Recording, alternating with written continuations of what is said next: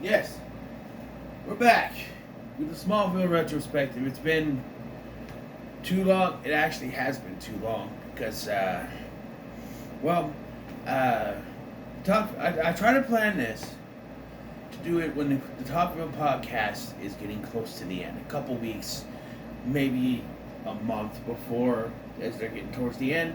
Unfortunately, my schedule did not allow me to do it that way this time. But apparently they're coming back for season 9 on September 2nd. And that's in like a week and a half. So I figured, sorry, I got itch. So I figured, why not go ahead and get this going and started and done and all that. And talk about Smallville season 8 starting with the last episode of season 8. Of course, well, why would we start there? We're going to start with the first episode, season 8, episode 1, Odyssey. And this brought back a lot of memories, okay? Because I mentioned I wasn't exactly sure whether or not if I had watched, I think what it was is I watched the last episode of season 7, and I think it was a rerun. It wasn't the actual last episode because I don't think I moved out here after the season was done. So I think it was just a rerun that I watched. Now that I think about it, but this was the first season. This in season 4 of Supernatural. Yes, that season opener was my first actual season opener that I watched regularly. I had seen episodes, sprinkled around before this, or my grandma's, or when we still had cable and with my mom. But this was the first season where I started actually watching the show regularly every week. So, yeah. And I do remember this.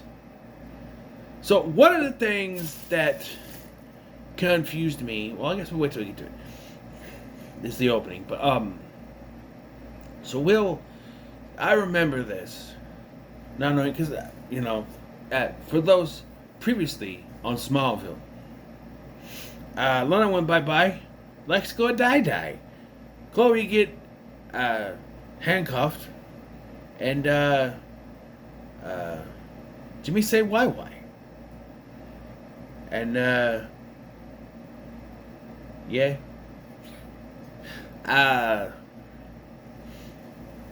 Yeah, to kind of expand on that, there was a deal made between Lex and Jimmy decided he couldn't do it anymore, so Chloe was arrested, supposedly by the DDS, but it turns out not so much.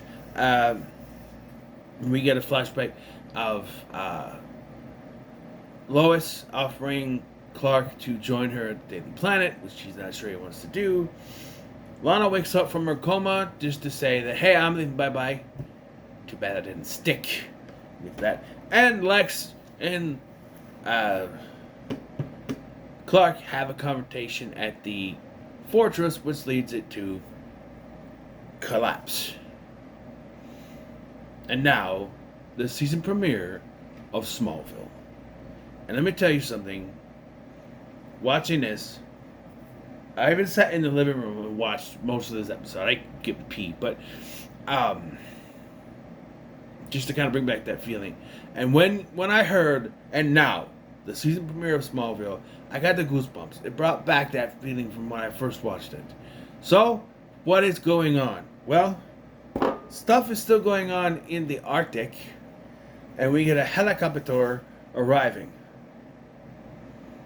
Why is that on pilot?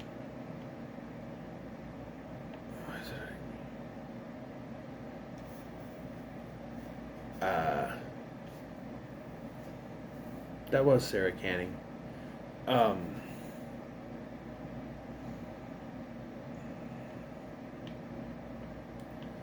we start off in the Arctic, where we left off, and we see that it's been 4 weeks. So 1 month. 1 month. And,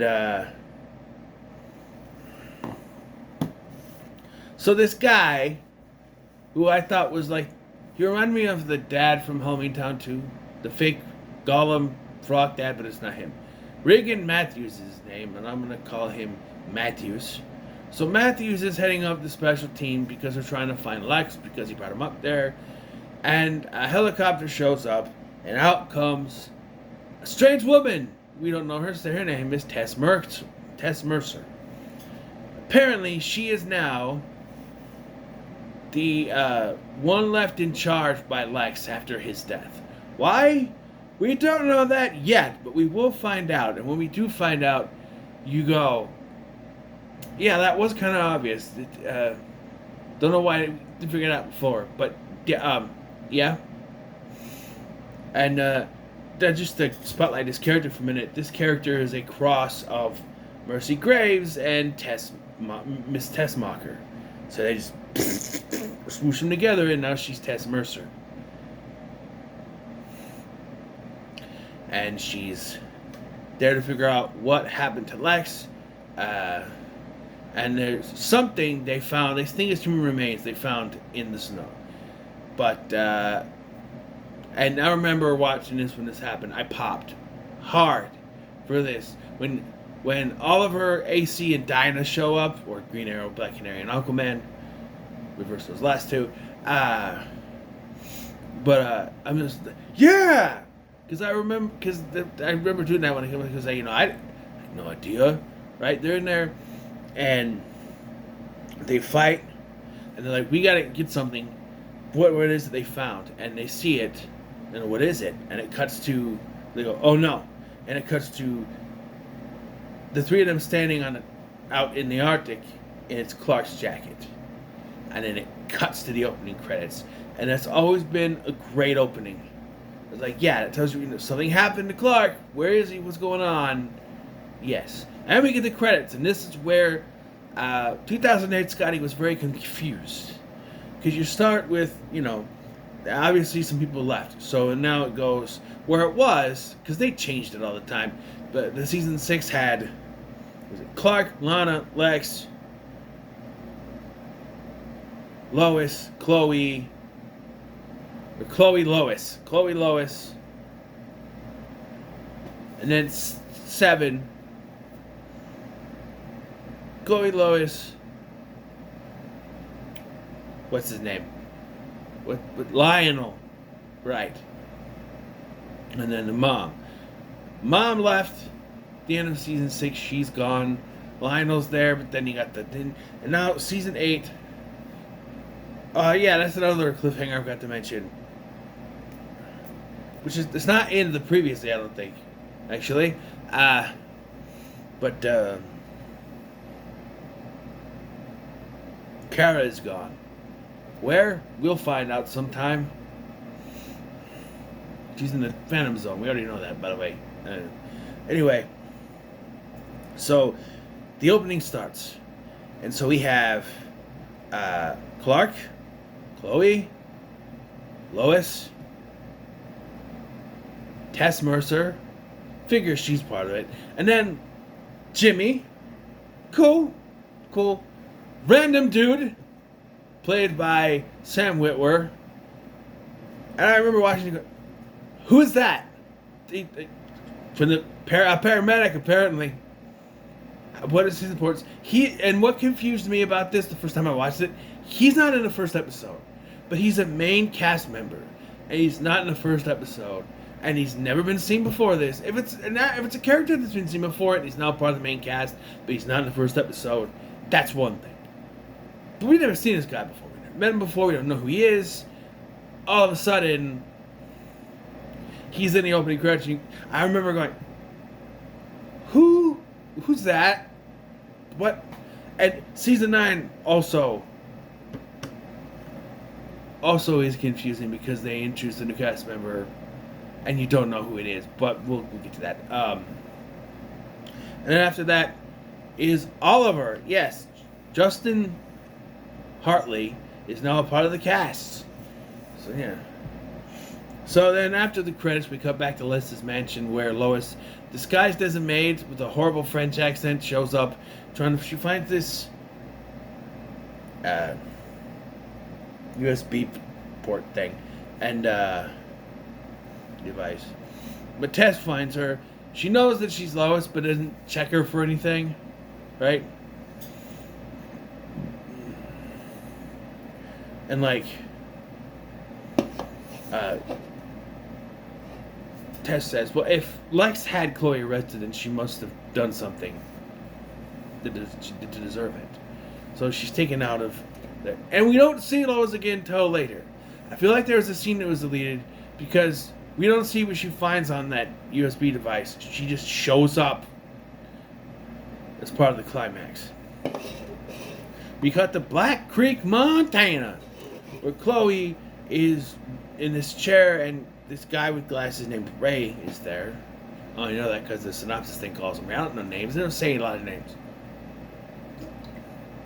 But apparently, the government wants to use her talents,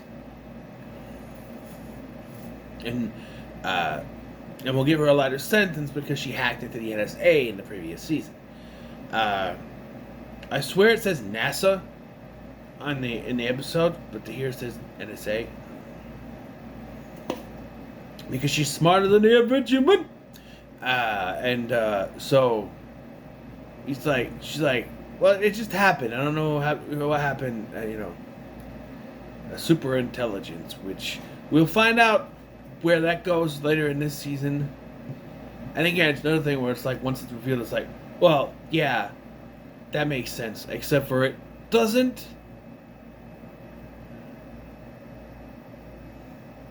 I don't know. We'll get to it later. Not yet, but anyway. So anyway, the gang, the League. It says Justice League, but they don't have the Justice in it. It's just the League. The League is at the ISIS Foundation because Lana's not there anymore. They somehow had the key. I'm guessing they broke in, and they are trying to find Clark. They don't know where it is, but Clark, as we find, is in Russia. Not pronouncing that, just Russia. And he has no powers for some reason that is... They do explain it, but it still doesn't make any sense. It all comes down to, why doesn't he have powers? Because the episode demanded it. Plain and simple. Because otherwise it doesn't make any sense. They do try to throw it in there that, apparently controlling him is taking away his powers. That's a bullshit, but okay. That doesn't control anything. It stops his powers from working, and I guess you could kill him, but it doesn't really control anything. He can still say no to anything. Control is control. This is not... Whatever.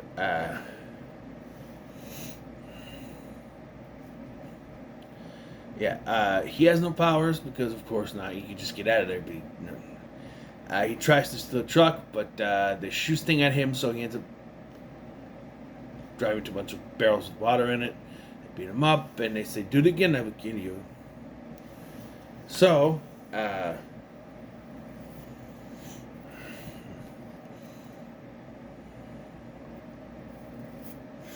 go to Chloe. So back in Black Creek, Ray tells Chloe that we need to take care of terrorists. So we need to track these phone numbers. And we track two, and we see that on the other side of it, it's not so much terrorists. The first one is AC, the other one is Dinah. And as Chloe's reading off the third one, she realizes that it's Oliver's phone number, and she refuses to do it.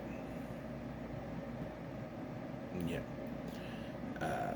Aquaman is in the shower, that's low. They don't get shot, they're trained.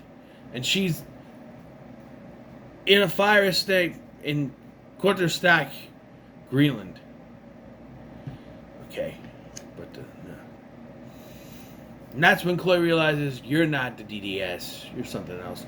And then the guy, what's his name? Regan just walks in and is like, we would appreciate your cooperation. It's like, okay. She figured it out, you can just show up. Sure.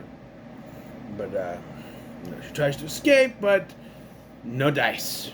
So, in Russia, Clark is woken up and he's ready to cooperate. No.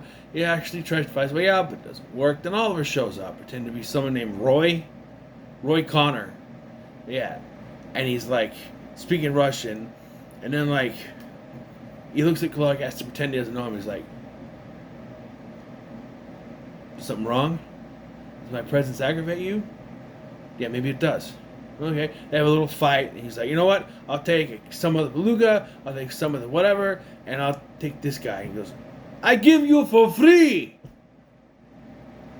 And that was it. I'm like, really? There's no fight, taking them out, nothing. It just walks out with him. We get the explanation that he has no powers because Jor-El took him away as a way to control him. I guess that's what it explained was. The control means his powers are taken away. And then they did this, like, well, Lex didn't, the thing crashed. I don't think Lex survived. He goes, I did, without my powers. And I'm like, yeah, but you're the main character. And Michael Rosenbaum said no to returning, so that's why he's dead. We'll find out Lex is not completely dead, because if that was the case, then... Though, they go back on that too, but we'll get to that eventually. I'm starting to remember some... The later seasons are hard to remember, but I do remember some of the stuff from this season. But, yeah.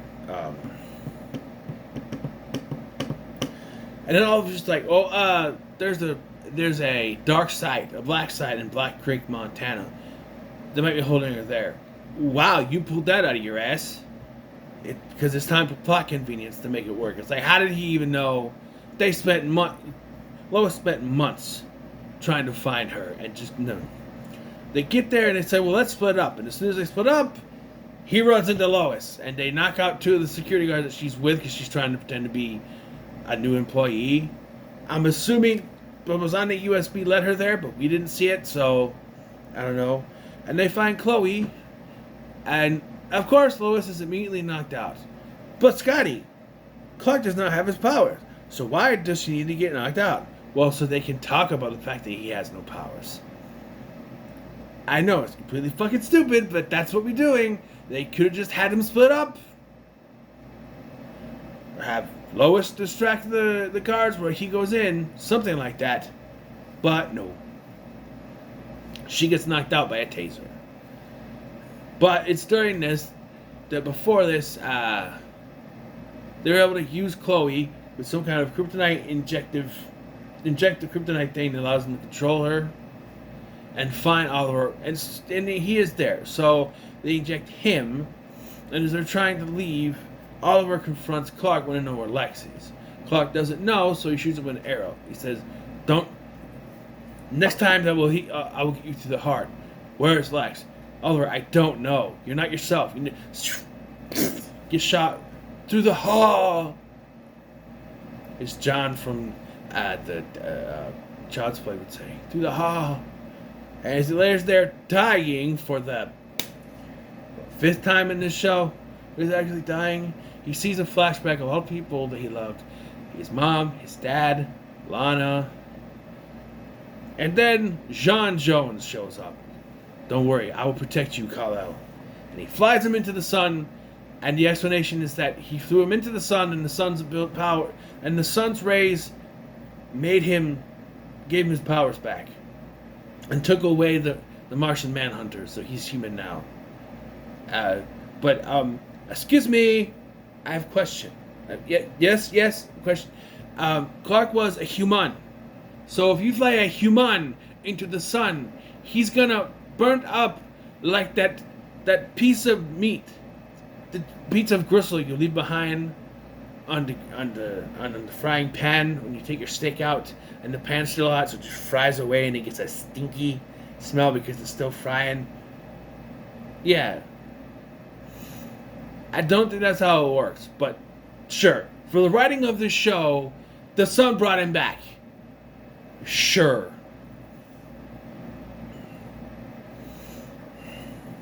Yeah, and then we get the Lord of the Rings endings. Yeah.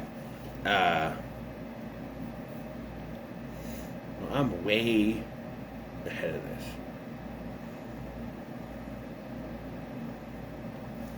So he wakes up, the Martian Manhunter's there, and he talks about he's like, the power of the sun healed you, but it took my powers away. I'm human now. And he talks about, I saw my mom, my dad, Lana. They're right there, but I couldn't touch them. And I'm like, right before my eyes. And I'm like, well, your dad's the only one that's actually deed. Your mom is in Washington, and Lana went bye-bye somewhere. For how long? Don't know. But, yeah, fire is his weakness, which is from the comics, but they don't say that. They just say that the sun took away his powers. Fire is his weakness, but if that was the case, then why didn't he die? I don't know.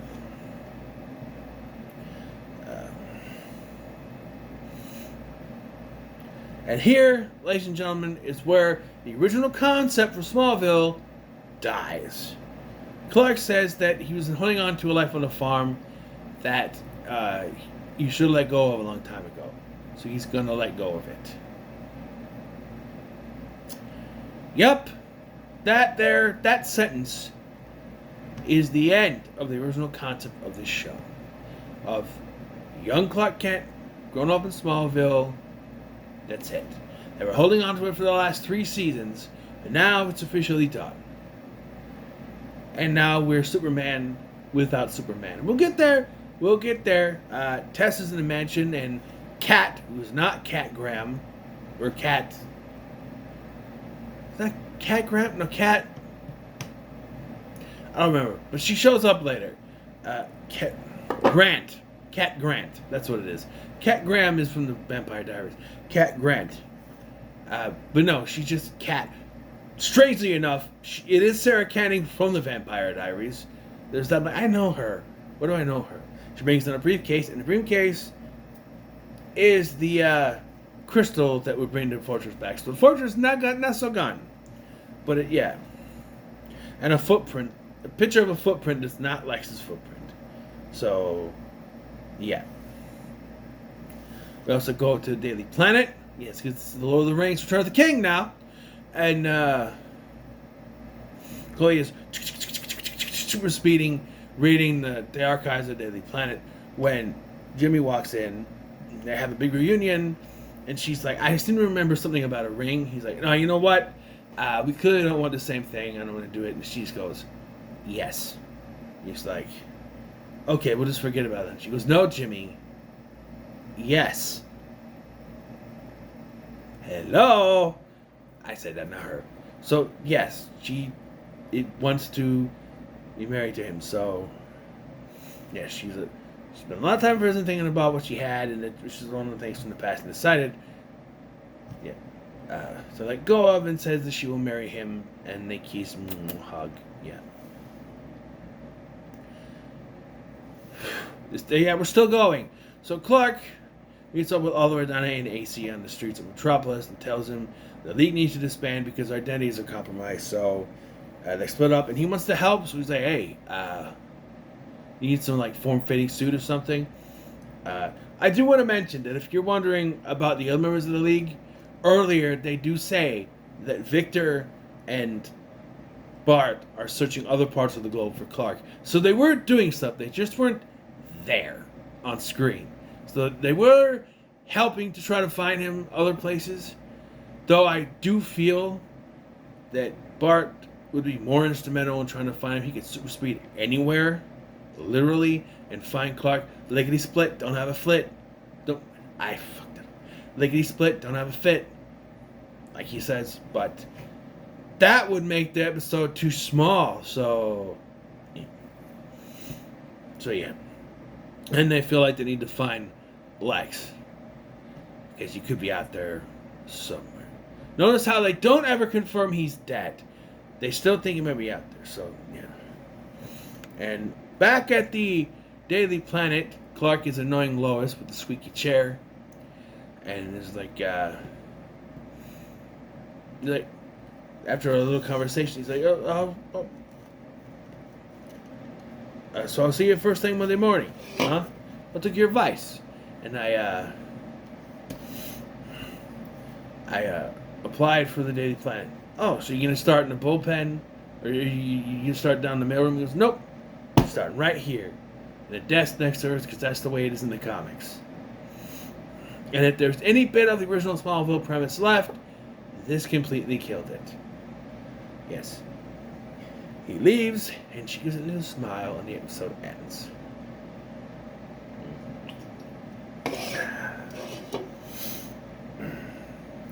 Yes. Season 8 is where the original premise of the show dies. I should mention that starting with this episode, there are new showrunners. Al Goff and Miles Miller left. Alan Miles left. And so now, let's see.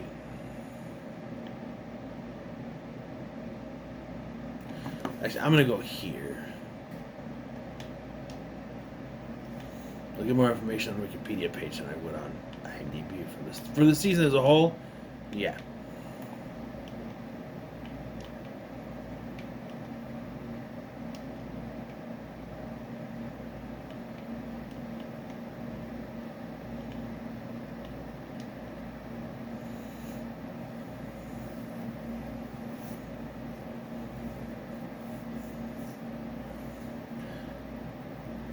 Brian Peterson, Kelly Souders, Todd Slavkin, Darren Swimmer.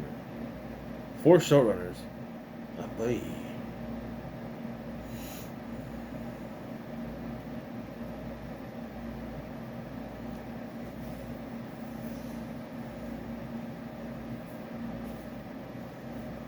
There are 4 showrunners.